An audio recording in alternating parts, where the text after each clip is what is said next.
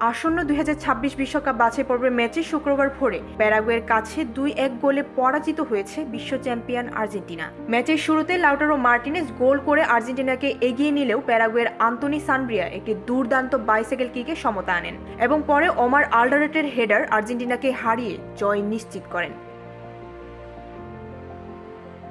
শুক্রবার আসুনসিওনে অনুষ্ঠিত ম্যাচে প্যারাগুয়ে শুরু থেকে আক্রমণাত্মকভাবে খেলতে থাকে। 18তম মিনিটে আন্তোনিও সানব্রিয়া বাইসাইকেল কিকের মাধ্যমে দুর্দান্ত এক গোল করে বিশ্ব চ্যাম্পিয়নদের বিরুদ্ধে প্যারাগুয়েকে এগিয়ে দেন।